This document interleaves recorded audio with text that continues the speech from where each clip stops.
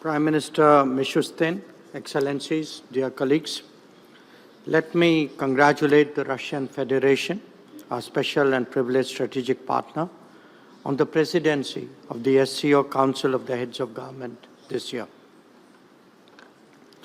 The theme of this session covers trade, economic, cultural, and humanitarian cooperation.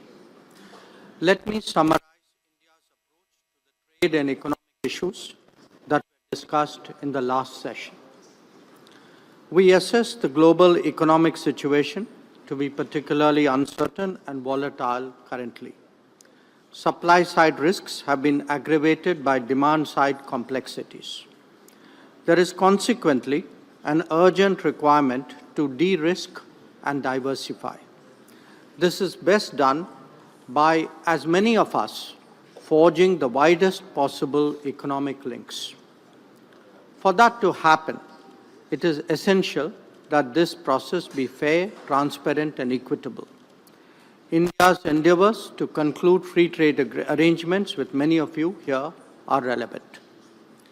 Regarding culture, India's long-standing historical ties with SCO members makes it particularly pertinent. Against this backdrop, Prime Minister Modi proposed at the Tianjin SCO Summit to launch an SCO Civilizational Dialogue Forum. As a civilizational state, India strongly believes that people-to-people exchanges lie at the core of any genuine relationship.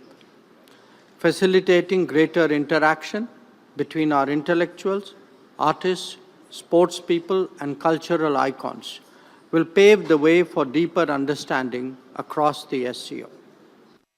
We also have a growing record of collaborative activities with regard to cultural exchanges. The exposition of sacred Buddhist relics in many of your countries is a notable example. India is also willing to extend its considerable experience of heritage conservation in Southeast Asia to Central Asia. Regarding humanitarian cooperation, this is important in an era of climate change, pandemics, and conflicts. Recognizing that, we have provided cancer treatment equipment to some SCO members. Similarly, India's supplies of vaccines and essential medicines reflected that commitment during difficult times. During the recent earthquakes in Afghanistan, Indian relief assistance reached the affected areas the very same day. Our initiative for the Coalition for Disaster Resilient Infrastructure also merits your attention. Let me now turn to the modernization of the SCO. As the organization continues to evolve, India strongly supports its reform-oriented agenda. We welcome centers addressing challenges such as organized crime, drug trafficking, and cybersecurity. As the organization becomes more diverse, the SCO must be more flexible and more adaptable.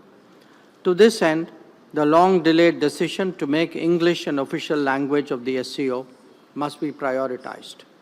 Colleagues, Excellencies, we all recognize that the SCO must keep up with contemporary changes. That must be reflected in fresh thinking and new collaborations. India's initiatives, such as the SCO Special Working Group on Startups and Innovation and the SCO Startup Forum, are good examples. They are aimed at promoting innovation and creativity, especially targeting the younger generation. Similarly, the recent SCO's Young Authors Forum in New Delhi is a good way of strengthening people-to-people ties.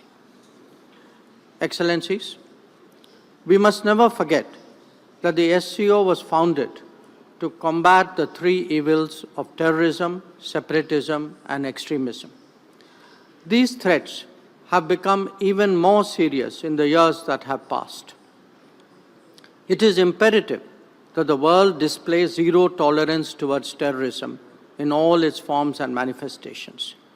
There can be no justification, no looking away, and no whitewashing. As India has demonstrated, we have the right to defend our people against terrorism and will exercise it. In conclusion, India believes that SCO must adapt to the changing global landscape develop an expanded agenda, and reform its working methods, we will contribute positively and fully to these objectives. I thank you.